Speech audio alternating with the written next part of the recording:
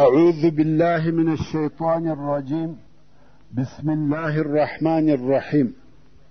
إن الحمد لله نحمده ونستعينه ونستغفره ونعوذ بالله من شرور أنفسنا وسيئات أعمالنا. من يهده الله فلا مضل له ومن يضلل فلا هادي له، وأشهد أن لا إله إلا الله وحده لا شريك له، وأشهد أن محمدا عبده ورسوله صلى الله عليه وآله وسلم تسليما كثيرا. أما بعد، د سرور کائنات صلی الله علیه و آله وسلم ژوند. محترم ورونو، زموږ قصه دې ځای ته رارسېدلې وه. علماء کرام وایي حتی که څوک یو مسواک د هغه د خاوند بې اجازې واخلي، دا حلال او روا کار نه دی. هیڅ مسلمان به د خپل ورور د مال څخه بې له اجازې هیڅ شی نه اخلي. او بیا رسول الله صلی الله علیه و آله وسلم وفرمیل: الا هل بلغت اللهم فاشهد. آیا ما احکام ورسول؟ الهی تشاهد اوسه. او رسول الله صلی الله علیه و آله وسلم وفرمایل: پس له ما څخه و خپل پخواني کفر ته مه ګرځئ چې ځینې ستاسې د ځینو نورو غاړې ورپرې کوي او وژني یې. ما په تاسې کې داسې شی پرې ایښی دی، که تاسې په هغه عمل وکئ نه ګمراهان کیږئ چې هغه کلام الله قرآن مجید دی. الا هل بلغت اللهم اشهد. او وی فرمایل: ایها الناس ان ربکم واحد. ای خلقو، ستاسې رب یو دی او پلار مو یو دی.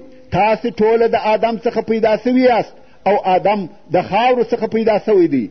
د الله جل جلاله په حضور ستاسې ښه او بهتر هغه څوک دی چې پرهیزګاره او متقي وي.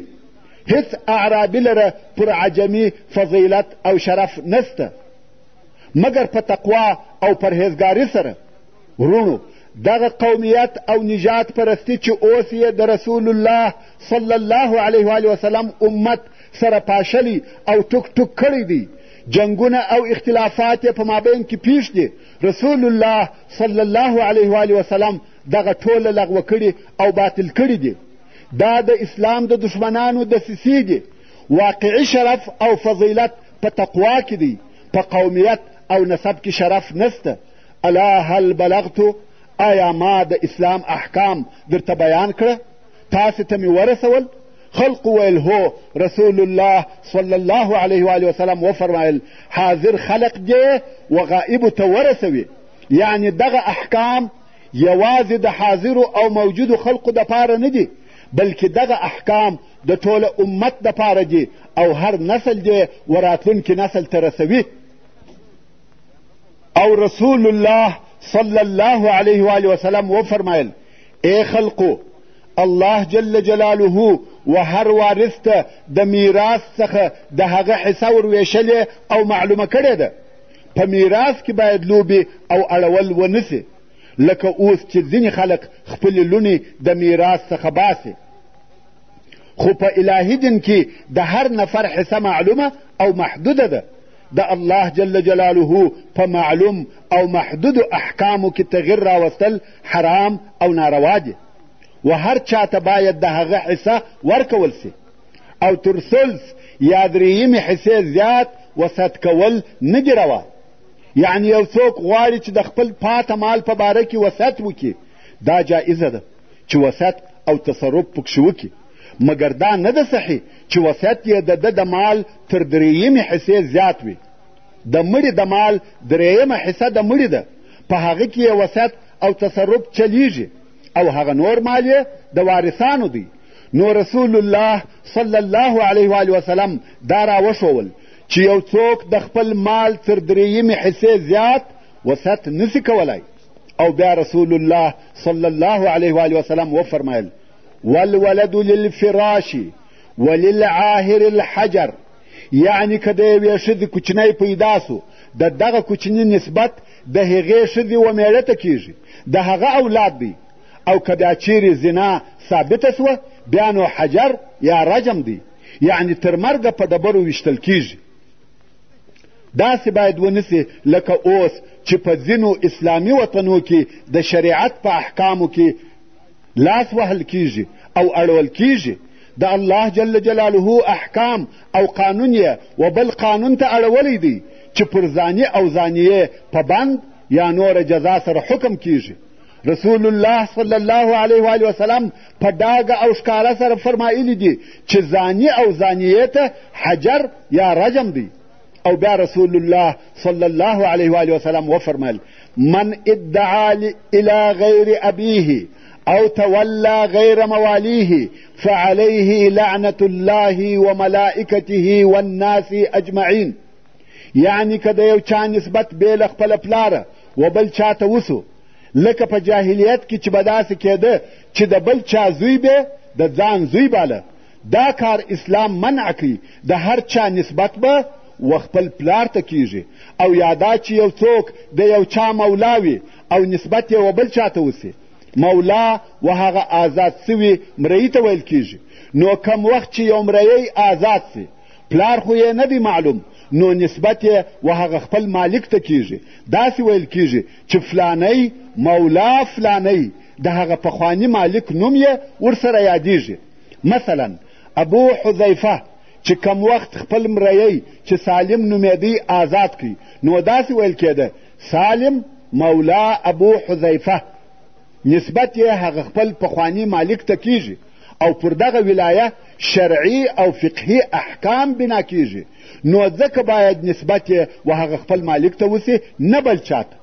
نو ځکه رسول الله صلی الله علیه و آله وسلم وفرمایل من ادعا الى غیر ابیه او تولى غیر موالیه فعليه لعنة الله وملائکته والناس اجمعین.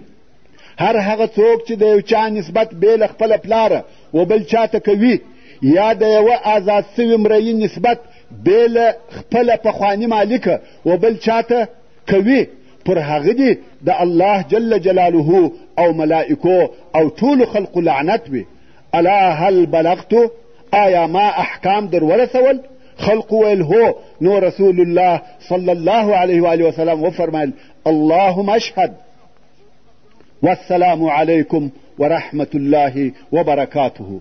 دا هغه مشهوره خطبة الوداع و چې رسول الله صلی الله علیه و آله وسلم په دغه خطبه کې د اسلام ځینې احکام خلاصه کړي دي، خاصتا هغه احکام چې په هغو کې د خلقو د طرفه تغییر او تبدیل راتلی او په هغه وختو کې فساد پکښې پیښېدی. نو رسول الله صلی الله علیه و آله وسلم د هغو تاکید وکړي. او بیا نو رسول الله صلی الله علیه و آله وسلم د تشریق په ورځو کې په مینا کې اوسېدی، مناسک یې ادا کول او خلقو ته د حج شرعي احکام ورښول، د ابراهیم علیه السلام د حنیف ملت شرعي هدایتونه او لارښوونې یې کولې، او هغه د شرک آثار او علامې یې محوه کولې. رسول الله صلی الله علیه و آله وسلم دغه د تشریق په ورځو کې په مینا کې هم خطبه ویلې ده، خو د دغه وخت خطبه یې هم داسې وه لکه د یوم النحر خطبه، او دغه خطبه یې د سورة النصر تر نزول وروسته فرمایلې ده.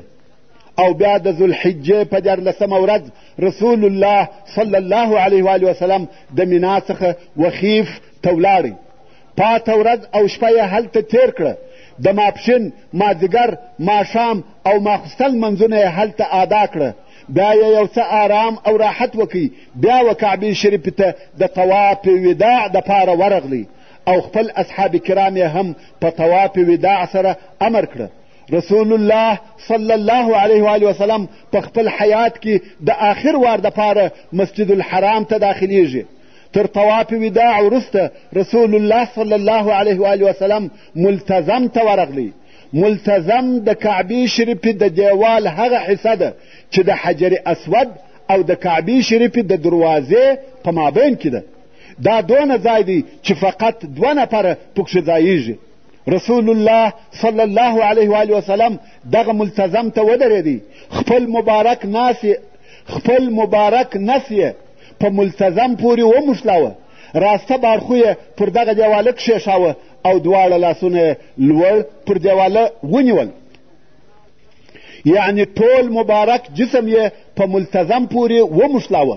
اوس نو دعا کوي او ژاړي او دعا کوي، لکه دا چې د الله جل جلاله و ملاقات ته شوق وي.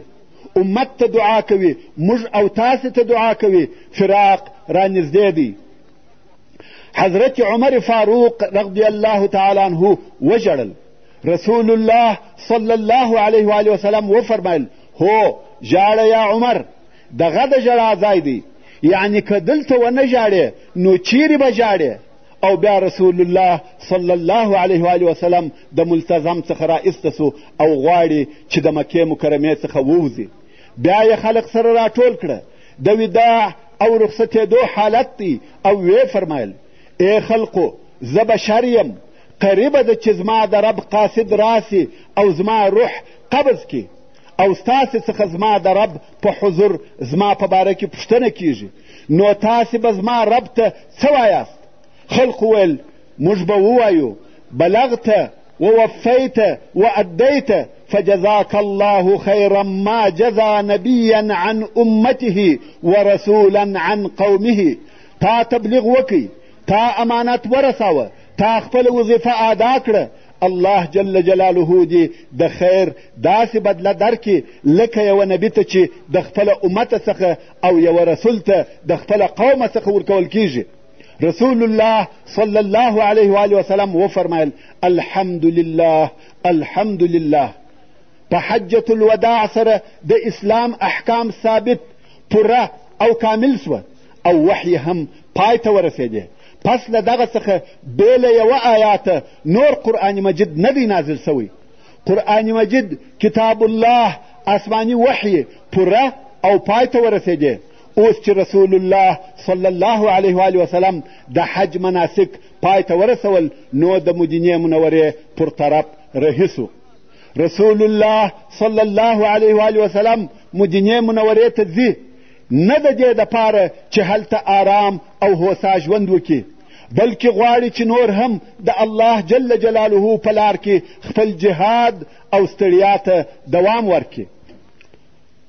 اوس رسول الله صلی الله علیه و آله وسلم مدینې منورې ته ورسېدی او د هجرت 11 کال شروع سو. خو د روم د دولت غرور او کبریا و داسې اندازې ته رسېدلې وه چې د حق او حق منلو څخه یې انکار کاوه.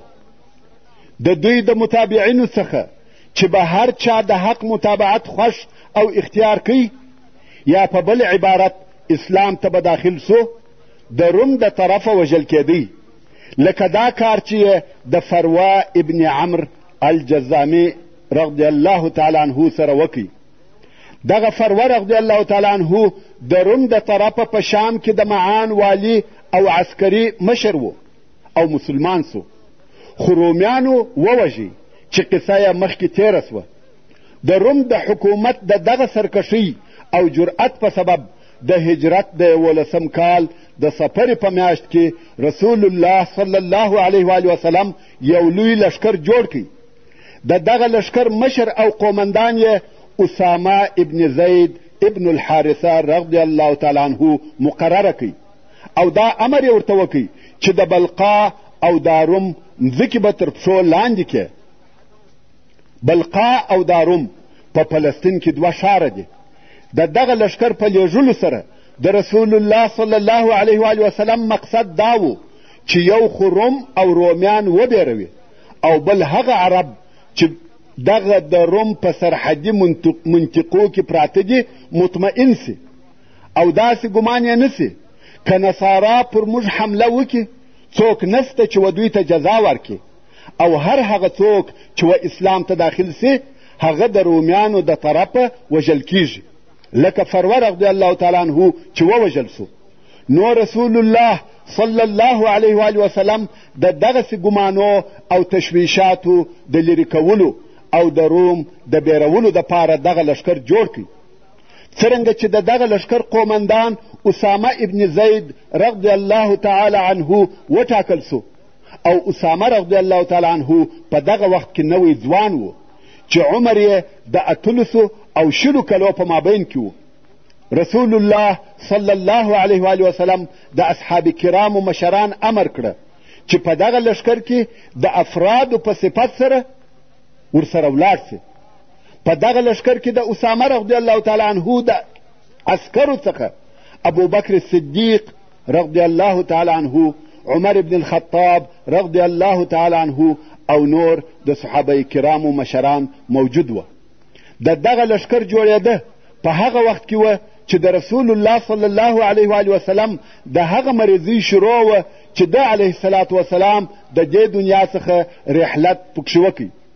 منافقانو ته بیا د خبرو کولو موقع پیدا سوه او د خلقو په مابین کې به ویل یو ځوان هلک یې د مهاجرینو او انصارو پر مشرانو امیر وګرځاوه.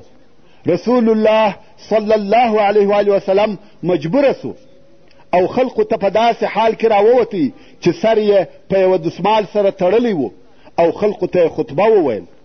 رسول الله صلی الله علیه و آله وسلم وفرمایل تاسې د اسامه ابن زید په امریت کې خبرې کوئ او تر ده د مخه مو د ده د پلار په امریت کې خبرې کولې. په والله هغه د امارت وړ او لایق و او په والله هغه و ماته د هغه خوښو خلقو څخه و او په والله دغه اسامه د امریت وړ او لایق دی او په والله دی تر هغه وروسته په خلقو کې و ماته خوښ دی او زه وصیت درته کوم چې دی ستاسې د صالحه خلقو څخه دی. مسلمانانو د وتلو دپاره ځانونه تیارول او د اسامه رضی الله تعالی عنه پر شاوخوا سره راټولېده او د ده رضی الله تعالی عنه په لښکر کې داخلېده. څو اسامه رضی الله تعالی عنه خپل لښکر د مدینې منورې څخه ویستی او په جرف کې یې واړول. جرف د یوه ځای نوم دی چې د مدینې منورې څخه یو فرسخ لرې دی. مګر د رسول الله صلی الله علیه و آله وسلم د مریضۍ خبر د خلقو دپاره د تشویش او پریشانۍ سبب وګرځېدی. دا یې نه وه خوښه او نه غواړي چې په دغسې پریشانه حالت کې رهي سي. نو اسامه رضی الله تعالی عنه خپل لښکر داله ته وځنډاوه انتظار باسي چې د الله جل جلاله څه امر او اراده ده. خو د الله جل جلاله امر داسې و چې دا به هغه اول لښکر وي چې د ابوبکر صدیق رضی الله تعالی عنه په خلافت کې د کفارو د جنگ او مقابلې دپاره وځي. ورونو موږ اوس د خیر البشر سرور کائنات رسول الله صلی الله علیه و آله وسلم د سیرت په بیانولو کې و هغه ځای ته راورسېدو چې د سرور کائنات حبیب الله رسول الله صلی الله علیه و آله وسلم مریضي شروع کیږي او بیا په دغه مریضۍ کې د دې دنیا څخه رحلت کوي. خو دغه حالات پر 2 قسمه بیانېدلی سي. اول دا چې ټول واقعات پر طبیعي او داسې شکل بیان سي چې خلق یې د احکامو څخه فایده واخلي او د دین مبین اسلام او د هغه د رسول صلی الله علیه و آله وسلم و عظمت ته متوجه سي. پر واقعاتو د سوز او جوش زړه دردونکي الفاظ زیات نسی بلکې فقط مستند او صحیح معلومات را نقل سي. او د دغه واقعې د بیانولو دوهمه طریقه بیا داسې ده چې د یوه نویسنده او ادیب پر شکل واقعات بیان سي. د جوش او خروش زړه دردونکي او ژړونکي الفاظ استعمال سي چې په دې قسم بیان کې د فائدې اخیستلو مضامین لږ او ضعیفه روایتونه ډیر وي چې په نتیجه کې ویونکی او اوریدونکی دواړه ژاړي. مګر دغه قسم بیان بې له دې څخه چې ضعیفه شیان را نقل سي او زړه دردونکي تکلیفي الفاظ استعمال سي په وجود نسي راتلی.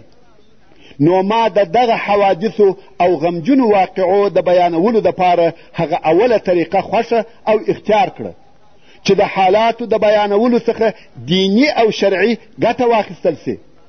لکه څرنګه چې ما په ټوله سیرت النبي صلی الله علیه و آله وسلم کې فقط مستند واقعات را نقل کړي دي، په دغه زړه دردونکې واقعه کې هم د جوش او سوز تر الفاظو تیریږم. فقط هغه صحیح احادث او ثابت معلومات را نقلوم. که څه هم دغه د مریضۍ او رحلت احادث او اخبار ډېر زیات دي، خو دلته په لږو سره کفایت سوی دی. بیرته خپلې قصې ته راګرځم. کم وخت چې د دعوت مرحلې پای ته ورسېدې، اسلام د منطقې پر اوضاع او حالاتو مسلطه سو. د رسول الله صلی الله علیه و وسلم په احساساتو کې، په اقوالو او افعالو کې، یعنی خبرو او کارو کې داسې علامې معلومېدې چې د خپل ژوند او د نورو ژوندیو انسانانو سره وداع او رخصتېده کوي. په پخوا کې رسول الله صلی الله علیه و وسلم د روژې په میاشت کې 10 ورځې اعتکاف کاوه، خو د هجرت د 10م کال په روژه کې 20 ورځې اعتکاف وکړي. په پخوا کې جبریل علیه السلام د رسول الله صلی الله علیه و وسلم سره د روژې په میاشت کې 1 وار قرآن مجید تلاوتاوه، او په دغه کال کې جبریل امین علیه السلام 2 واره قرآن مجید ورسره تلاوت کوي. او د حجة الوداع په خطبه کې رسول الله صلی الله علیه و وسلم وفرمایل: زه نه یم خبر، شاید پس له 60 کاله څخه بیا هیڅکله پر دغه ځای ستاسې سره ملاقات نسم، یعنی نه در سره ووینم. او د جمرة العقبه سره رسول الله صلی الله علیه و وسلم وفرمایل: د حج مناسک زما څخه زده کړئ، شاید پس له 60 کاله څخه زه حج ونه کم. د هجرت د 11م کال د سفر د میاشتې په اولو ورځو کې رسول الله صلی الله علیه و وسلم وفرمایل: زه غواړم چې د احد د شهیدانو زیارت وکم. داسې معلومېده لکه د مړو او ژوندو سره چې رخصتېده او وداع کوي. د ژوندو سره یې په حجة الوداع کې وداع وکړه، او د مړو سره اوس وداع کوي. نو رسول الله صلی الله علیه و وسلم د احد و شهیدانو ته ورغلی، او هغه د جنگ و میدان ته ګوري لکه هغه کسان چې ور په یادېده چې قربانۍ یې ورکړې وې. د طلحه رضی الله تعالی عنه قربانۍ مو په یاد دي، د ام عماره رضی الله تعالی عنها قربانۍ مو په یاد دي، د ابو دجانه رضی الله تعالی عنه قربانۍ مو په یاد دي.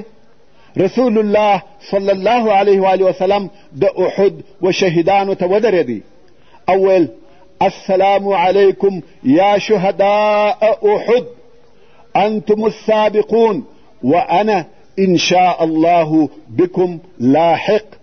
یعنی تاسې د مخه تللي یاست او زه به ان شاء الله ډېر ژر پسې درسم. په پخوا کې به رسول الله صلی الله علیه و وسلم همیشه ویل چې موږ په تاسې پسې درځو، خو دا وار یې وفرمایل: زه ان شاء الله په تاسې پسې درځم. رسول الله صلی الله علیه و وسلم د احد و شهیدانو ته دعا وکړه. د هغه ځای څخه چې رارهي سو پر لارې یې ژړل. رسول الله صلی الله علیه و وسلم ژاړي. ولې ژاړي؟ آیا د دنیا د پاته کېدو په سبب ژاړي؟ صحابه کرامو پوښتنه ځینې وکړه: ولې ژاړې یا رسول الله؟ ویل: د خپلو ورونو د شوقه څخه ژاړم، یعنی د خپلو ورونو ولیدلو ته مې شوق دی، د هغو د لیدلو د شوقه ژاړم. صحابه کرامو ویل: دغه دی، موږ ستا سره یو، آیا موږ ستا ورونه نه یو یا رسول الله؟ رسول الله صلی الله علیه و وسلم وفرمایل: یا، تاسې زما اصحاب یاست، مګر زما ورونه هغه کسان دي چې تر ما وروسته راځي، چې هغه موږ او تاسې یو.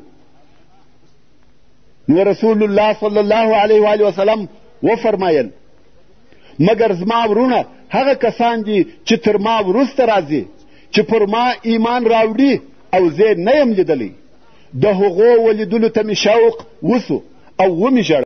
وصلى الله تعالى على خير خلقه محمد وآله وأصحابه وأهل بيته أجمعين. والسلام عليكم ورحمة الله وبركاته.